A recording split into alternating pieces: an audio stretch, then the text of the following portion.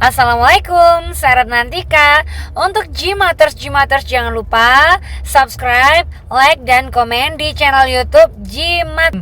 Dan pokoknya share di sosmed kalian semuanya ya. Salam Gmaters, salam satu misteri.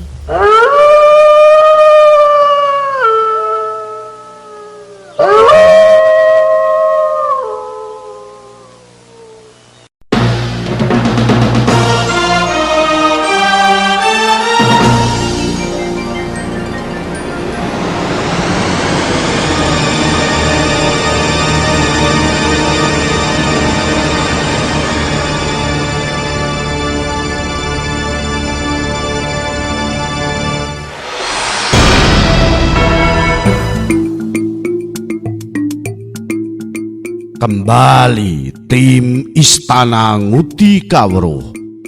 Ada cerita tentang Desa Besah dan Sambeng Kasiman.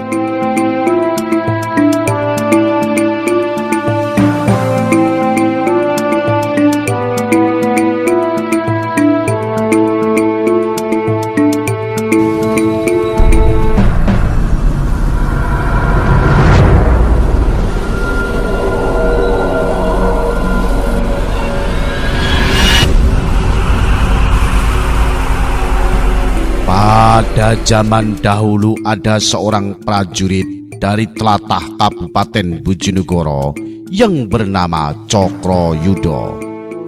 Pada saat itu ada sebuah perintah utusan dari bupati bahwa Gusti Cokrayuda supaya mengamankan pemberontakan di Bojonegoro wilayah barat dari Kabupaten Bojonegoro. Gusti Cokrayuda berangkat beserta pengikut-pengikutnya menuju wilayah barat Bojonegoro, tepatnya di Desa Besah. Selang beberapa bulan beliau singgah di Desa Besah, lalu dia tertarik kepada putri dari petinggi Besah. Lalu Gusti Cokrayuda dinikahkan dengan putri dari petinggi Besah. Beberapa tahun kemudian pengantin tersebut meminta izin kepada petinggi Besah untuk memberikan tanah kepada mereka. Akhirnya diberikan izin atau direstui oleh orang tuanya dan berikan tanah yang berada di sebelah barat Desa Besah. Pada waktu itu tanah masih keadaan hutan belantara, maka Gusti Cokrayuda terus menebas hutan itu. Di hutan itu tersebut banyak tumbuhan-tumbuhan yang ternyata ada tumbuhan yang tidak diketahui jenisnya. Bentuknya seperti daun talas tetapi berduri dan kaku. Lalu beliau memberi nama daun sambeng. Disaksikan para pengikut dan berkata, apabila ada atau menjadi pedesaan, tanah ini dinamakan Desa Sambeng.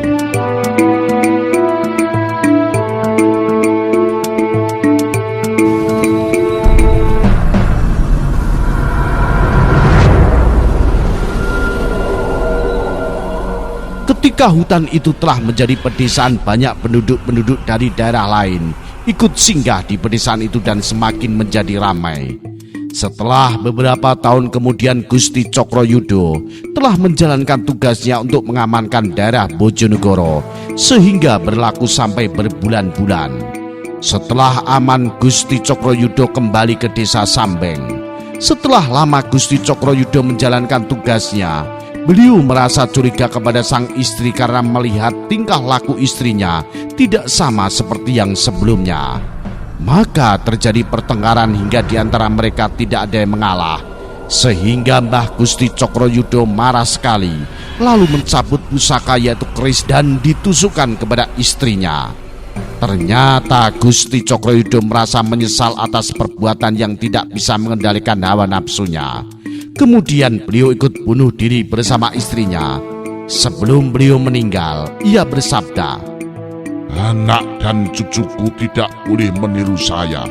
Maka antara warga Desa Sambeng dan warga Desa Besah tidak boleh menikah.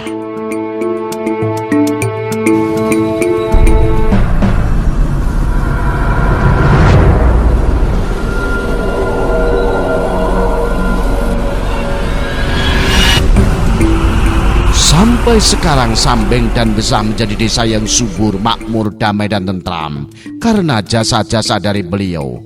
Setiap setahun sekali warga desa Besah dan Sambeng melakukan sedekah bumi untuk mendoakan arwah beliau supaya diampuni dosa-dosanya sesuai dengan amal perjuangannya.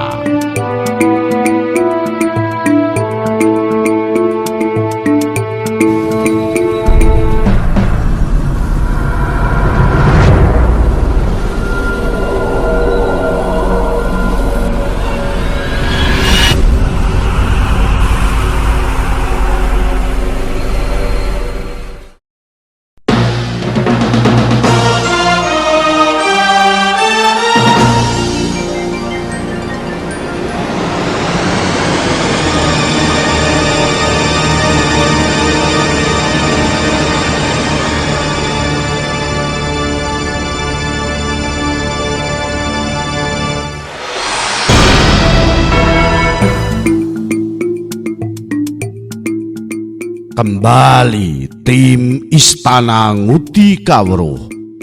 Ada cerita tentang desa Besah dan Sambeng Kasiman.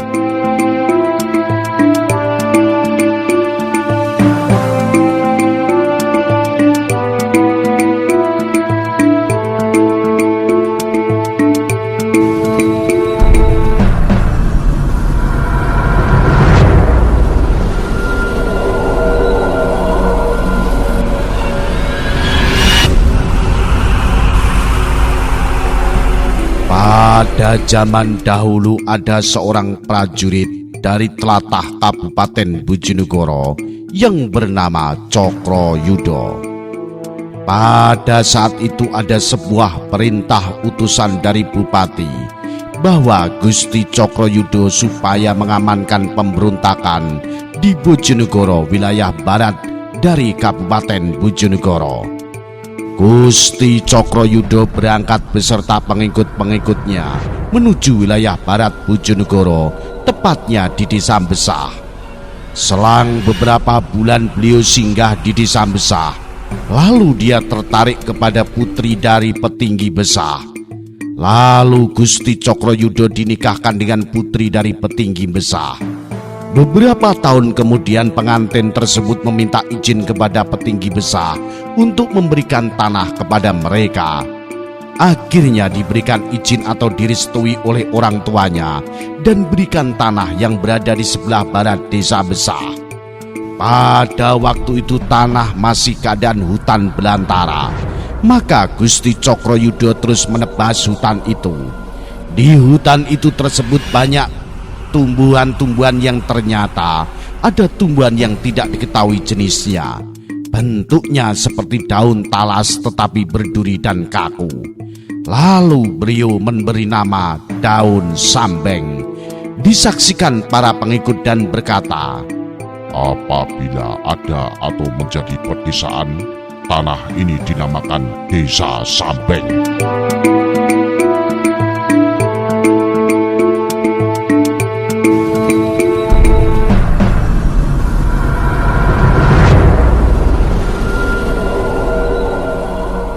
Ketika hutan itu telah menjadi pedesaan, banyak penduduk-penduduk dari daerah lain ikut singgah di pedesaan itu dan semakin menjadi ramai. Setelah beberapa tahun kemudian Gusti Cokrayuda telah menjalankan tugasnya untuk mengamankan daerah Bojonegoro sehingga berlaku sampai berbulan-bulan. Setelah aman, Gusti Cokrayuda kembali ke desa Sambeng.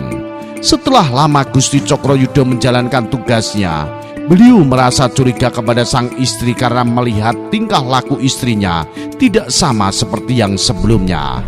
Maka terjadi pertengkaran hingga di antara mereka tidak ada yang mengalah. Sehingga Mbah Gusti Cokrayuda marah sekali, lalu mencabut pusaka yaitu keris dan ditusukkan kepada istrinya. Ternyata Gusti Cokrayuda merasa menyesal atas perbuatan yang tidak bisa mengendalikan hawa nafsunya. Kemudian beliau ikut bunuh diri bersama istrinya. Sebelum beliau meninggal, ia bersabda, Anak dan cucuku tidak boleh meniru saya. Maka antara warga desa Sambeng dan warga desa Besah tidak boleh menikah.